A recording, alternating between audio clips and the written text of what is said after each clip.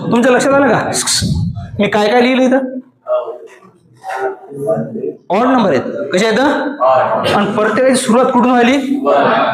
अशा ऑड नंबरची जर बेरीज करायची साहजिक आहे. पहिल्या गणित तुम्ही बेरीज करसाल 3 आणि 1 4, 5 आणि 3 8 आणि 1 9, 7 आणि 5 12, 12 आणि 3 12 आणि 4 16.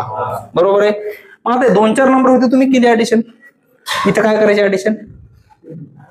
99 परत. मग कॅल्सी दाबसाल का? 1 + 3 + 5 99 पर्यंत ऍडिशन करत असाल का? करत असाल का?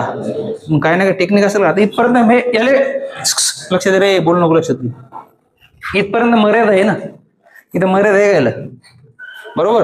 आणि कॉम्पिटेटिव्ह एक्झामची एक खासियत असते, 30 सेकंदाच्या आत नाही, 45 सेकंदाच्या आत प्रश्न सुटला पाहिजे. प्रश्न जर सुटत असेल 30-40 सेकंदाच्या आत नाही, त्याच्यात काही ना काही ट्रिक असते. काय ना काही काय असते. मग तुम्ही जर हा प्रश्न सॉल्व्ह करता किती मिनिटं लागतील? कमीत कमी तुमची 3 ते 4 मिनिटं गेली या प्रश्नात. मग काय ना काय टेक्निक असेल का नाही? तर मी तुम्हाला 1000 वेळा सांगतो, 1000 वेळा ऑब्झर्वेशन करायचं. ऑब्झर्वेशन मध्येच काय असते? टेक्निक लपलेली असते.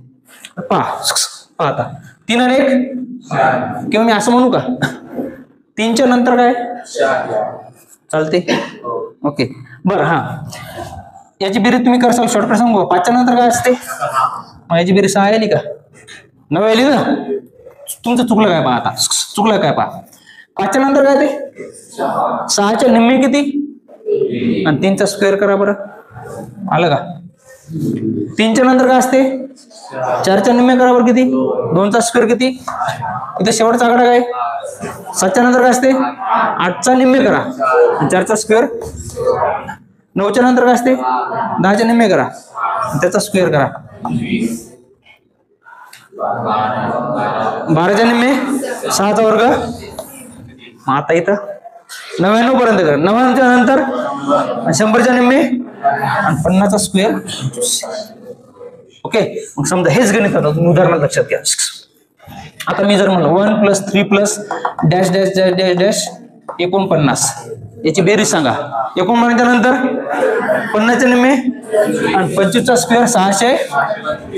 समजा असं नाही दिलं, मी असं दिलं 1 + 3 + 5 आणि dash dash dash dash dash दिलं. मी इथं 59. काय दिलं? 30. किती ना 900. किती येणार? किती सेकंद लागेल?